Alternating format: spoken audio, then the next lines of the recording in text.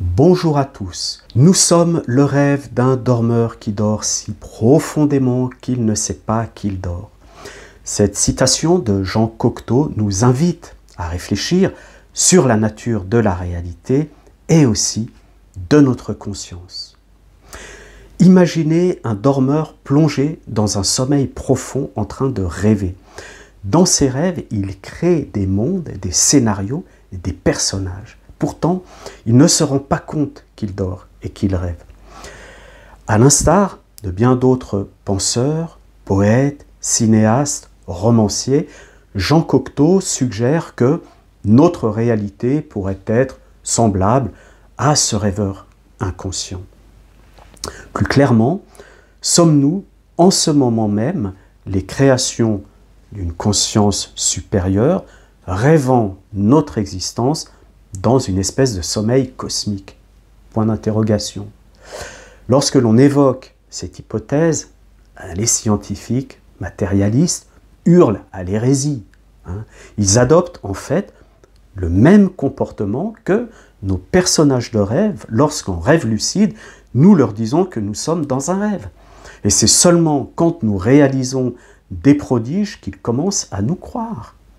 Mais les scientifiques matérialistes, même devant les miracles, restent sur leur position. Nos rêves naissent d'une activité cérébrale. Cela ne fait aucun doute.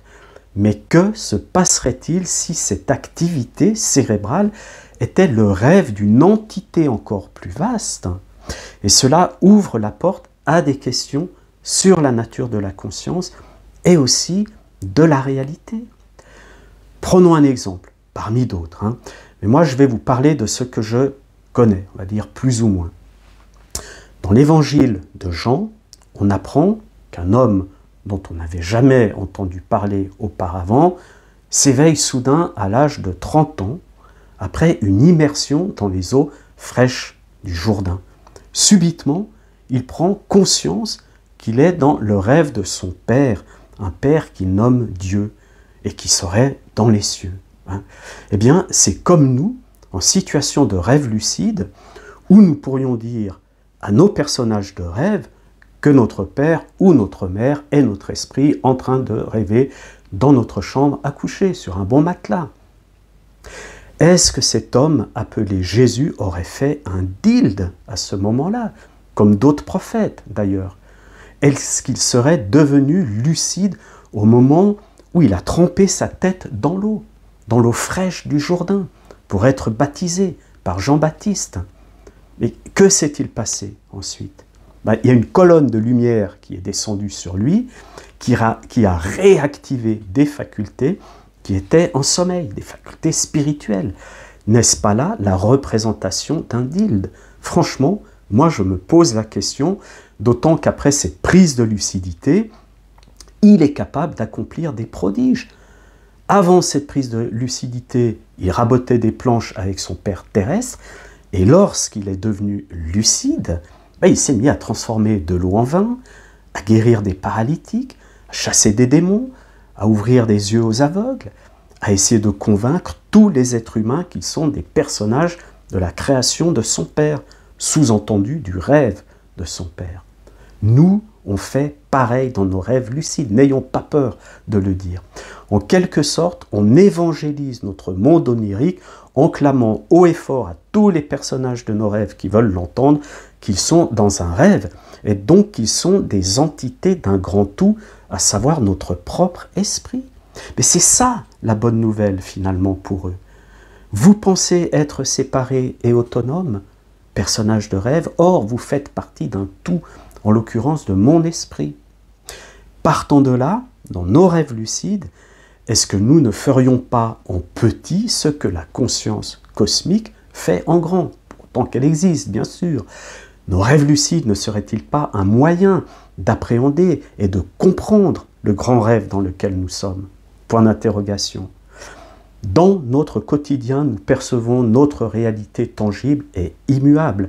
À ce titre, l'éveil pourrait peut-être être une étape en plus dans ce rêve. Imaginez un instant devenir pleinement lucide au sein même de notre réalité physique, en allant faire vos courses, vous faites soudain une prise de lucidité de type DILD. Imaginez que vous êtes soudain connecté à cette conscience qui rêve notre monde, que vous comprenez tout de l'existence, que vous devenez omniscient. Eh bien, ce type de DILD, on peut aujourd'hui le provoquer par des moyens scientifiques qui reconnaissent enfin des approches ancestrales comme le chamanisme. En Suisse, par exemple, la thérapie par psychédélique est désormais autorisée, sous contrôle médical, bien évidemment. C'est quoi un psychédélique? C'est une molécule qui révèle l'esprit, qui permet à l'être humain d'élargir les portes de sa perception, de se connecter à des réalités supérieures et de guérir en quelques secondes, alors que des années de thérapie classique se sont avérées vaines. Peut-être que notre objectif ultime est de transcender les limites de cette réalité apparente dans laquelle nous sommes, d'atteindre une compréhension plus profonde de notre connexion avec l'univers. Voilà. J'espère que cette exploration vous a inspiré à envisager notre monde sous différents angles, à questionner, à contempler les mystères qui résident au-delà de notre perception. Chers amis, je vous remercie de m'avoir écouté jusque-là et je vous souhaite une très belle journée.